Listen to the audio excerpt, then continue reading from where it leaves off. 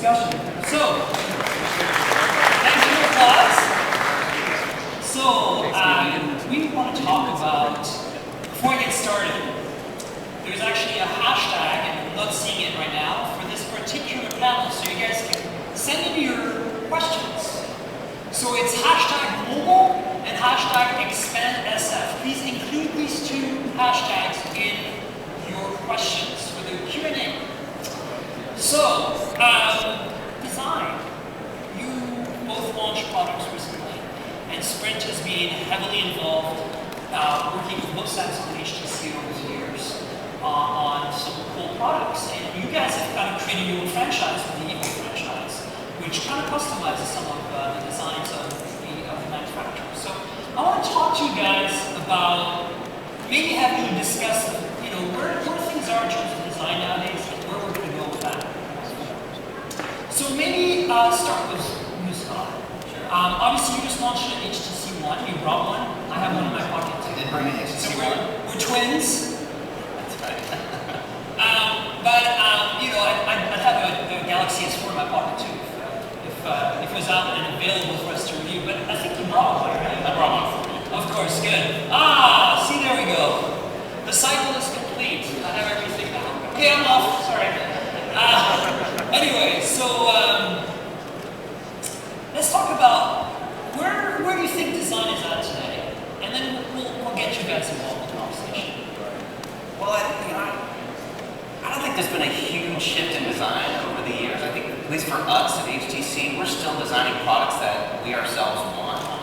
And so when we started designing the One, we focused on what we were so good at, what we wanted. We wanted a premium phone. So that was really kind of the starting point for us. So we really drive and focus on really driving the team, the company around creating products that we want. And then ultimately we feel like we're pretty good editors of that. And that will kind of hit the kind of vibe with other people and those all our phones. But I think that as the markets mature, obviously it's gotten much more challenging for a company like HTC. We're smaller than say Samsung or Apple. And we have to push our design even harder and even further out to really be differentiated. For you as a differentiator is absolutely Absolutely. to have the materials and build quality, have some emphasis on design. Dennis, what about Samsung's take on where's design at, you think, these days in terms of smartphones?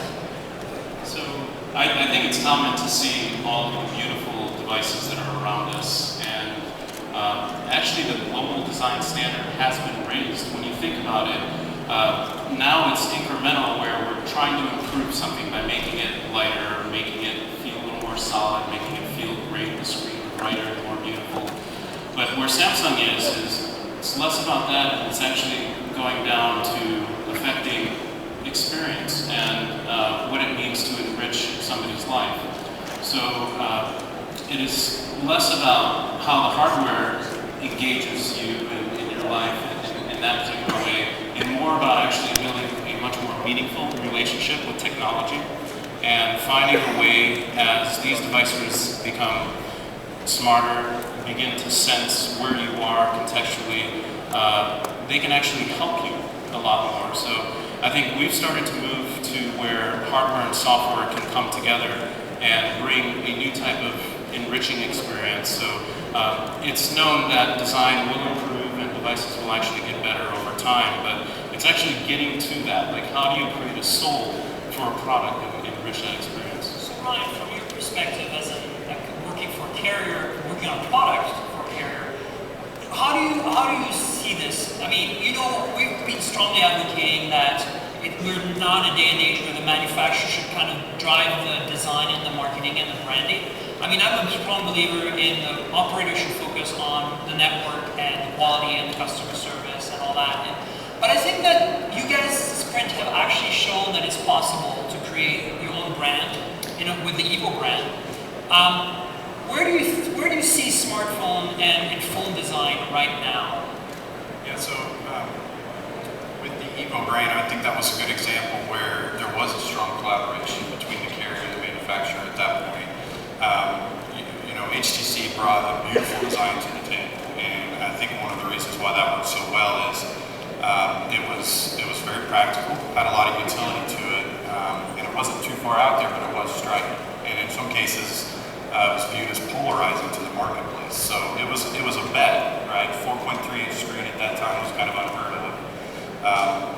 And Sprint really took a leap of faith with HTC to go down that path. And I think it was a kind of a marriage made in heaven for the Evo franchise and building it itself, because it was the combination of the world-class design at HTC alongside the marketing muscle and the distribution that Sprint put into that to really make it a franchise brand.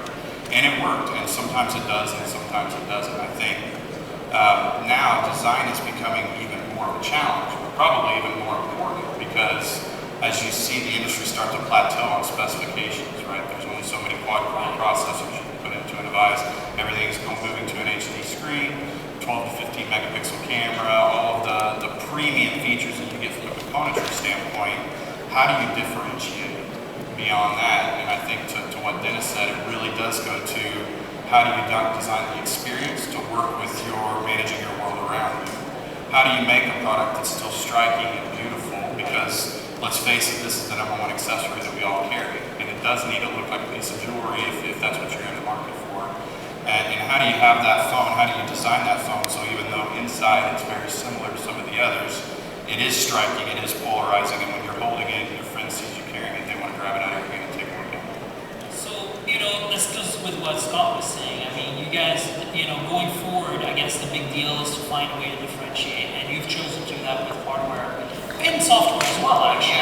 Yeah, exactly. I mean, it's not just Even the hardware. entry point to the phone, the home screen is radically different on the HTC One. The camera experience, we've reinvented what a photograph can mean. So I think Dennis is right that these experiences are key, and I think the industry will push innovation on that. But at the end of the day, I like to see when you walk out of your home in the morning, you've got your wallet, you've got your keys, you got your phone. Let's say you forgot your wallet.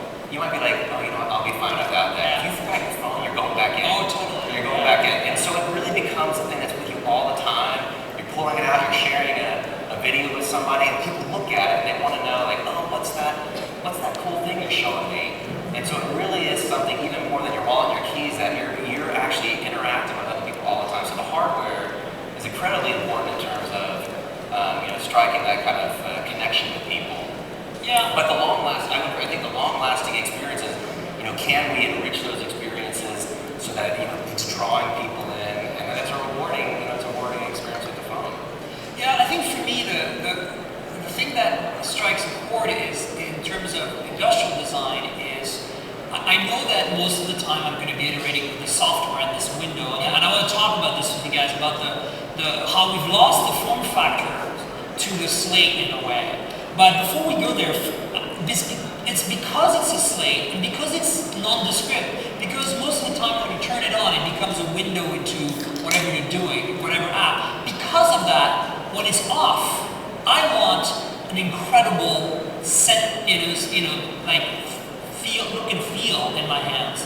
In the same way as, I want my car to look good, and in the same way as I'm willing to spend money on a nice watch, and so I think it's becoming critical, and maybe you guys can speak to this, that we focus as much on the shell as we do on the experience that happens on the screen. Yes. So one of the things to keep in mind, and I think we're living in unprecedented times right now, where if we went back in time and we talked to Einstein and we told him that we had the world's knowledge in our pocket, that we actually had all of the knowledge of history and the universe known today accessible in milliseconds, and it would blow their mind, when we actually look at these experiences, or the fact that our devices can sense in no other ways, and they can even anticipate our needs by understanding where we are, where we're going. So in the hardware sense, it's evolving and it's changing and it's becoming an extension of us. So as a style product, as you're mentioning, where the hardware has to be beautiful, this is an extension of us, right? It's part of us. As Scott mentioned, if you leave it at home, you're going to turn your car back around to go get it. But at the same time, we have to take these experiences, design needs to take these experiences to that next level. So how do we utilize the fact that this device is a part of me and I can access knowledge. If we went back in time and we said we use these devices to watch screaming goats, I don't think they would be too impressed. But there's an opportunity now for hardware to integrate into our lives in a way where it is beautiful, it is part of our style, but also a part of us and what makes us very capable in the future. So, Ryan, I was talking before about the loss of the form factor in a way, right? Remember these phones? You guys probably all remember the N93 from Nokia that was like a camera phone. It would literally transform. You know, you turn it into like it would open into a clamshell, or you could hold it as a just a candy bar, or you could use it as a camcorder. And I mean, now we've kind of lost some of that, and understandably so. But isn't there perhaps room for this to come back? And most importantly, are the carriers willing to take that plunge? Because, obviously companies like Samsung have been very good at pushing new form factors. The Note is a success. The Galaxy camera might not be successful, but it's an interesting idea. Would a carrier be willing to take that chance if a manufacturer like HTC came out with a device that didn't have a slave form factor? Yeah, I think we have to. I think it's a challenging paradigm right now because, as a manufacturer, you have to design for the masses. And in the age of these global platform devices like the Galaxy S series or the HTC One franchise, they have the challenge of designing one phone that works across the world from an industrial design standpoint. But those are the devices that serve the masses. That's where the volume comes in, and that's where you actually get worldwide scale.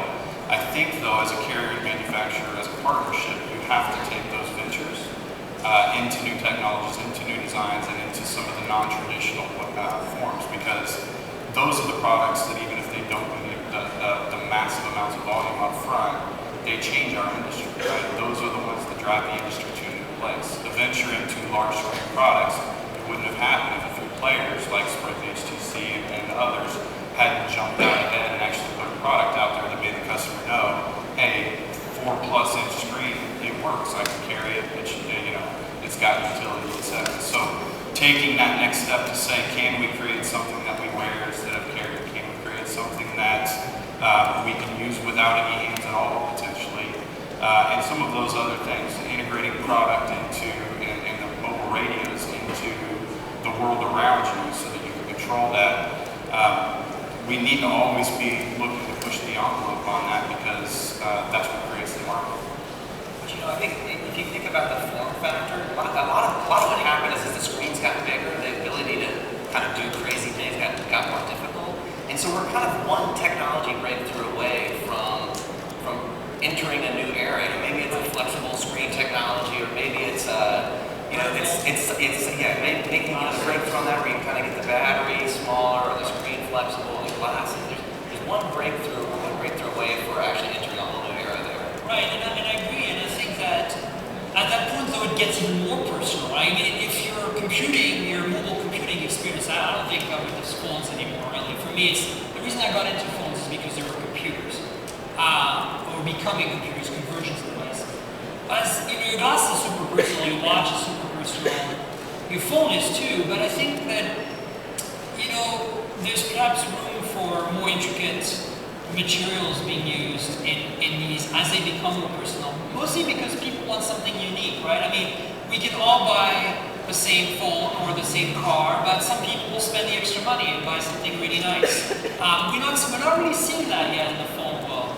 I mean, there's Virtu, obviously, at one extreme, So how do you resolve that? Do you make two lines of products? Do you make a line of product that's really affordable, where your profit margins are high, the materials are not necessarily as fancy, but it's maybe more durable? Or you go the other route, and I think there's two good examples here on stage. Galaxy S4 is probably a bit more on the mainstream side, and I think the One is definitely more of a kind of a watch design. Or do you try to do both? Do you try to come up with products that satisfy